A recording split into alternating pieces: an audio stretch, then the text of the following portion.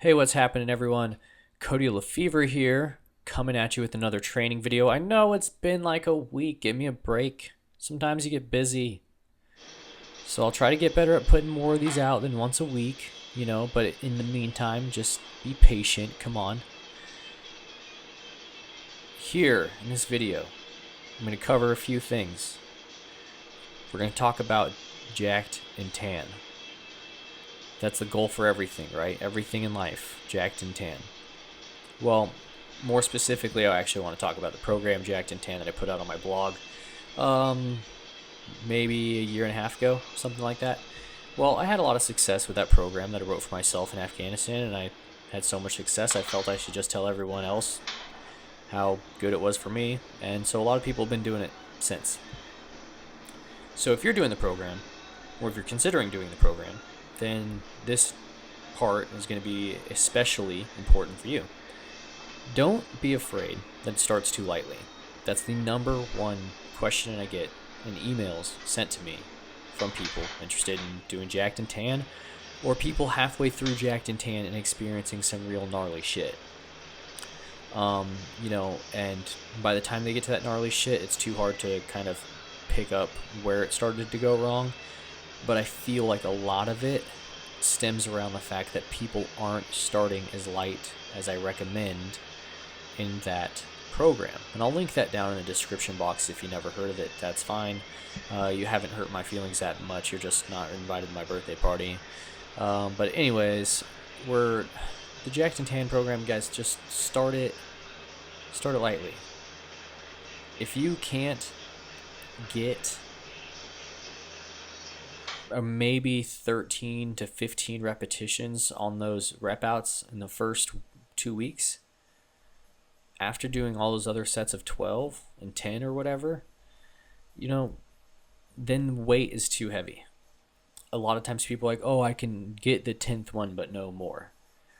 No, that's not the goal. And it says like plus, it's not like, you could decide to not rep it out or I expect more. It's expected that you put in more. And no, don't say that. So that's Jacked and Tan. Start lightly, trust in the program, and it's all about pushing effort. Pushing effort. Okay? So that means on those rep outs, when you're doing rep outs, like you need to push yourself. And it might hurt, but that's, with pain comes pleasure, and pleasure is really just derived from being strong. That's not a scientific understanding of pleasure, just my opinion, I guess. Not really, I just made that up. This craziness you're seeing right here, this weird bondage crap going on my arm, the other thing that's linked down in the description box, it's that blood flow restriction training. I know you guys have read about it before. I've read about it. I read the studies. I read all these different articles, and some said it was good to go, and some said it was not. It always seemed sort of interesting, but also sort of dangerous, and I wasn't really one to play such a stupid risk on something that is truly a hobby.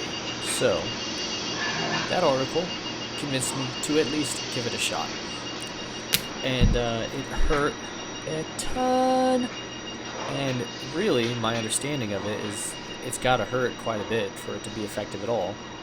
And so if you're not really committed to putting yourself through that, then it's sort of one of those things that you probably shouldn't even try, because it's going to be not worth the time or the small amount of pain that you'll be receiving. It's going to be a ton of pain and perhaps much better results.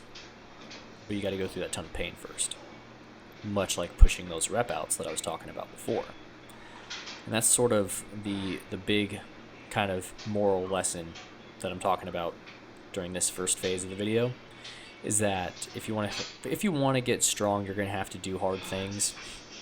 So if you feel like your program is a bit easy, you need to increase its difficulty ever so slightly, and that's really why I like to use rep outs or AMRAP sets, max rep sets, to really push the effort high. One of the big things that I see from novices, early intermediates, and even some advanced lifters is that they don't have a good gauge of their effort. And so by using things like rep outs, max rep sets on your accessories, like what I'm an advocate of, then you're not going to be allowing yourself an opportunity to really understand what for you as a lifter is a very high effort set. And a lot of times we only focus on high effort as in a max effort lift in like 1 to 3 rep max range. Sometimes it doesn't have to be about that. You can lower down the weight and just push the effort really hard in another way, and you'll still see some good results. And if you're beat up, lighter weights are always going to feel better. And that leads me into this. By doing all these lighter weights that I'm also doing, significantly lighter, I'm able to practice my technique, dial in my movement pattern, build up my control of the bar, so that when on the maybe weekly occasion I go up to something like this 405 pause squat, high bar, no belt, the quality of the lift is very high, and that's the measure of progress for that lift, not necessarily effort, something completely opposite, something abstract in a different way. Effort in the quality that you can do something we sacrifice. And then that leads me to this chapter of the video, something else that we sacrifice. A lot of times we get too wrapped up in lifting that we sort of forget the other things that we enjoy. And for me in particular, that was skateboarding. And so I had always skateboarded as a teenager and even through my early 20s, and not very good. I was never really that good. But I had a few tricks, and so I enjoy getting out there. And this is just very light conditioning. It's, if you know how to skate, you can make it fairly low impact, even though you're jumping around and hopping around and this and that. If you know how to bend your knees and bend at the hips pretty good and have decent balance, it's not too bad. A lot less, harmful of an impact than something like basketball or football or something like that. So it's fun. It doesn't hurt as much. And I enjoy it a lot more than running or something like that. And if I want to get my heart rate up, I'll just skate really fast. That's kind of the idea. So just trying to wrap this video up with a few lessons. I know it's been deeper than what I usually joke about, but I hope there's some interest in the things that I was saying.